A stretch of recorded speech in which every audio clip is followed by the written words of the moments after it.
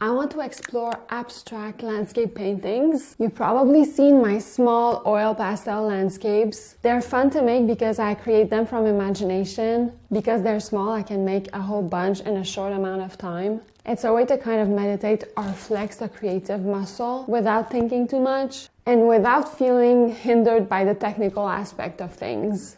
So far, I haven't been able to successfully transfer them into large formats, into acrylic paint. I can do them in small and oil pastel because it's a crayon and it's more drawing than painting. But when I get into the large format with brushes and paint, it's a lot different. So that's my goal for this week, working in large format with acrylic paints. I want to explore and discover new techniques that I could use to have those abstract landscapes with very expressive textures, interesting minimal compositions, interesting color palettes. I'm giving myself a full week of exploration so that in the future I can paint beautiful abstract landscapes that I will love.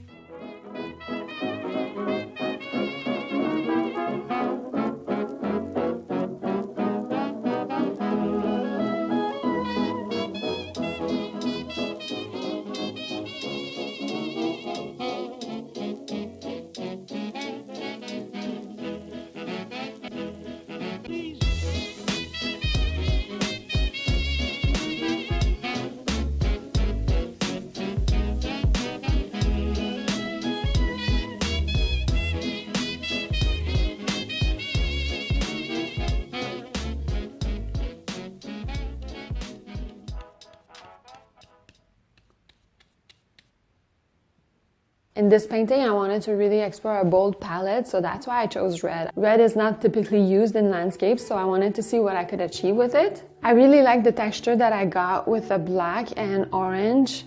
I like how expressive, minimal, and abstract this landscape turned out.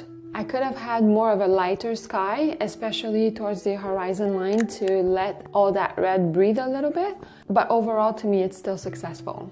You might recognize this painting because I had created it in a small format in oil pastel. And this was the ultimate test for me, to be able to recreate my small oil pastel in large format in acrylic paint. And I think this was successful. With paint, I find I was able to create almost like a charcoal effect with the brown, beige, and black.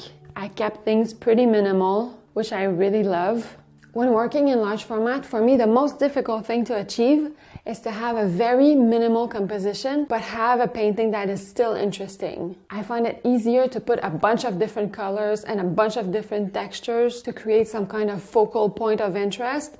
But when you want to keep minimal lines, minimal color palette, minimal texture, that's where things get a little trickier. Doing that in a small format is a lot easier. And that's what I'm trying to capture here with those large paintings. And I'm really happy to say that I feel like I was able to get it with this one. This one is very different. I kept things minimal with the sky and the mountain, but I added a lot of texture in the foreground. All this brush work to create foliage at the foreground is not something that I was planning on, but it's definitely something that I'm taking with me for other paintings because I think it's interesting. And with the right color palette, with the right composition, I think it can actually enhance a painting. This week I created 21 paintings. It was very successful. I discovered many cool techniques. I'm going to share them with you. These were just a few I wanted to talk about today, but I will be showing you all 21 paintings in the next few weeks, and I'll use them as examples and topics for upcoming videos. So if you're a beginner in acrylic paints,